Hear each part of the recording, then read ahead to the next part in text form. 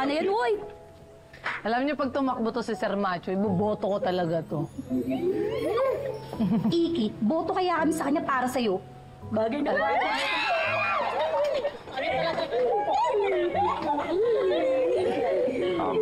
Ikit, what she say? Ha? What she say? Hindi, ang sabi niya lang, sir, pogi mo daw. Really? Well, for me, ikaw ang pinakamaganda.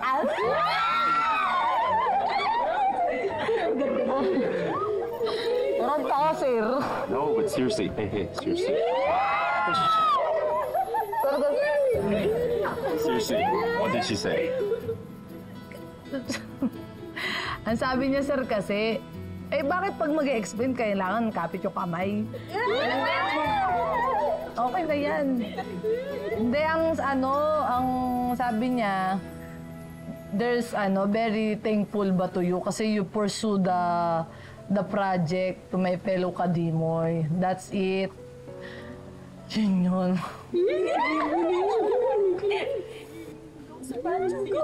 Oh, and by the way, they taught me how to say that in Filipino. Alin doon? Yung I'll do anything to make you happy. Ba yan?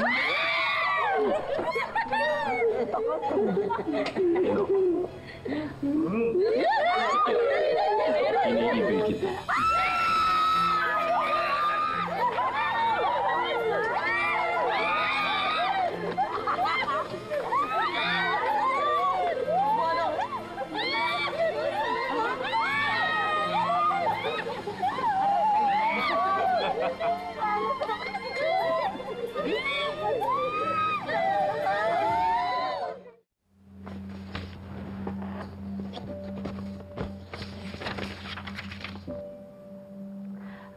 Miss May, maraming salamat po pala kasi natuloy na rin po yung eco-friendly resort na sa Daraitan. Tagal ko pong pangarap nun. Natupad po dahil po sa inyo ni Sir Macho. Maraming salamat po talaga. And the credit goes to you, Marikit. Siyempre, pinakita mo lang kay Matthew na talagang binavalue mo yung mga katrabaho mo. Pati na rin yung lupa na naging tahanan ninyo. Alam mo, Ikit, lalo kang gumaganda sa paningin ko. Nagsashine ka. Dahil yan, sa kabutihan ng puso mo. Minsan nga, gusto kong sabihin na, lumana ka sa akin. Nakakahiya naman ho, Miss May. Pero siyempre, nakaka-proud din. Miss May. Marikit. Uy. Alayo. Walang to. Papasa po bang magnanay? Ay, oo naman. Unang-una marami tayong pagkakahawig. Maganda. Kahit tayo lang nakakaalam. Pero higit sa lahat, matapang. Wala tayong inaatrasan. Tama naman po kayo doon. Kahit ilang bagyong Soraya at Angela pa ang dumating, hindi tayo matitibag. Palagi tayong mananalo at mananalo.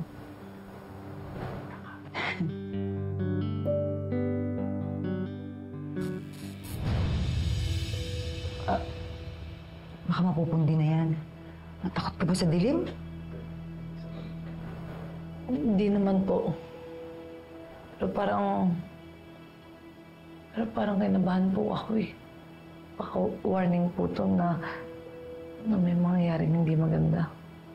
Ikit. Ka ba? Wala na, nakakulong na sila Soraya. Wala namang gugulo sa atin, ha? Tama. Tsaka di ba nga, palaban tayo. Wala tayong naatrasan. Sabi, maraming salamat po talaga. Kahit wala po dito yung nanay ko. Nandiyan naman po kayo para palakasin yung loob ko.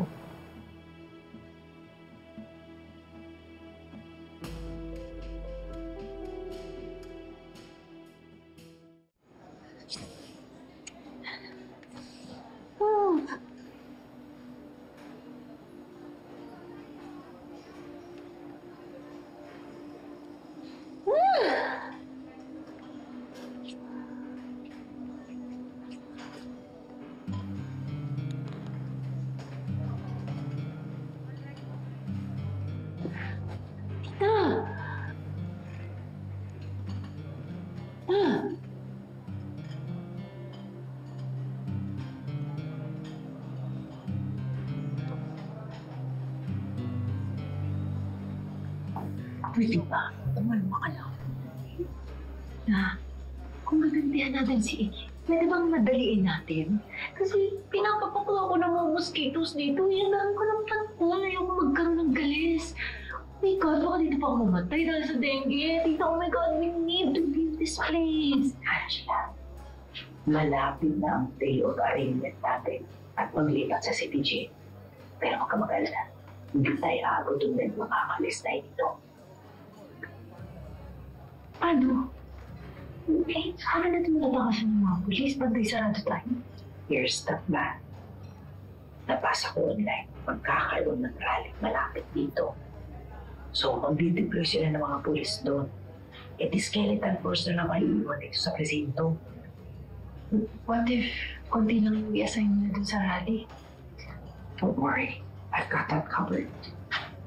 Magpapastage ako ng attack kina Marikit at me dun sa event na gaganapin sa kanila to get rid of them once and for all. Siyempre, may respond yung mga polis dun. At habang nagkakagulo silang lahat, makakalis sa tayo dito.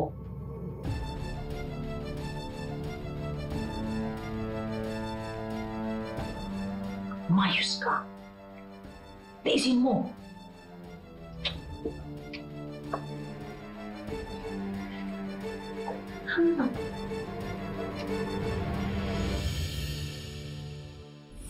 Wala po ako nakita kahit anong birth certificate ni Emily Karingal. O hindi sa pina-register ng tatay niya. O baka naman ibang pangalan yung pinaregister ni Gani. Paano ko hanapin ang anak ko kung di ko alam kung anong pangalan niya? Everything is going according to plan. Para ka lang nanonood ng isang umaatikabong pelikula.